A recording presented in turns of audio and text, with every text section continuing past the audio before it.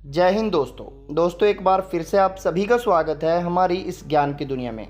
दोस्तों आज के हमारे इस वीडियो में हम आपको सुनाएंगे शिव महापुराण रुद्र संहिता के तृतीय खंड के 11वें अध्याय की कथा, जिसमें भगवान शिव की गंगा अवतरण तीर्थ में तपस्या के बारे में बताया गया है।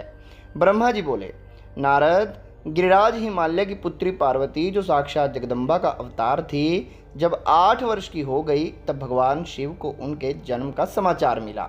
तब उस अद्भुत बालिका को हृदय में रखकर वे बहुत प्रसन्न हुए। तब उन्होंने अपने मन को एकाग्र कर तपस्या करने के विषय में सोचा।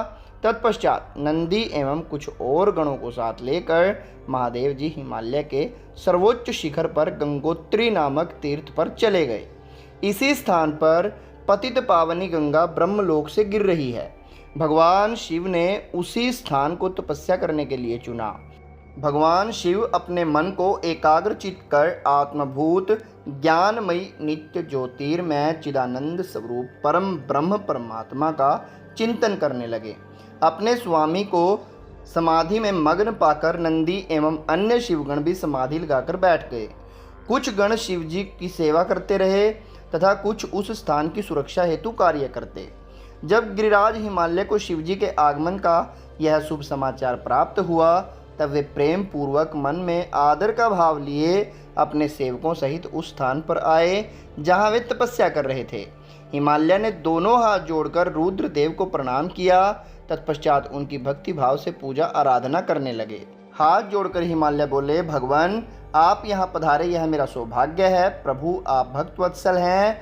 आज आपके साक्षात दर्शन पाकर मेरा जन्म सफल हो गया। आप मुझे अपना सेवक समझें और मुझे अपनी सेवा करने की आज्ञा प्रदान करें।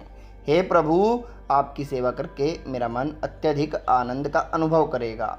गिरिराज हिमालय के वचन सुनकर महादेव जी ने अपनी आंखें खोली और वहां हिमालय और उनके सेवकों को खड़ा देखा।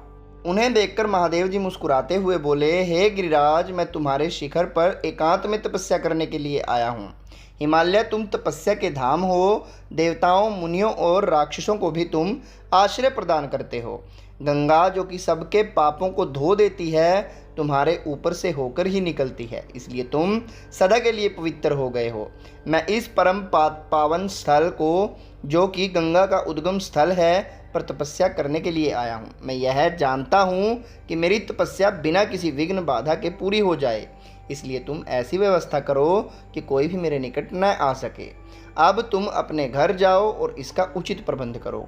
ऐसा कहकर भगवान शिव चुप हो गए।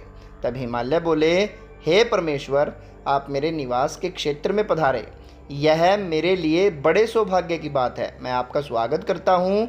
भगवान, अनेकों मनुष्य आपकी अनन्य भाव से तपस्या और प्रार्थना करने पर भी आपके दर्शन प्राप्त नहीं कर सकते।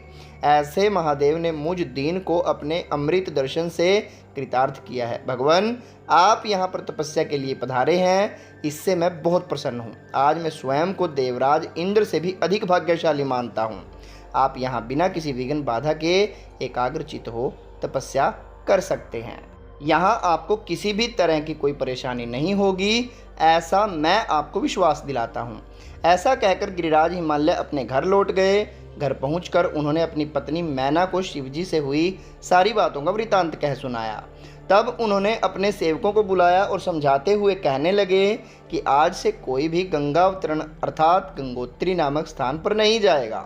वहां जाने वाले को मैं दंड दूंगा। इस प्रकार हिमालय ने अपने गणों को शिवजी की तपस्या के स्थान पर न जाने का आदेश दे दिया।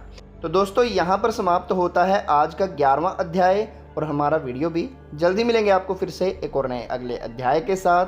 तब तक के लिए जय हिंद, जय भारत।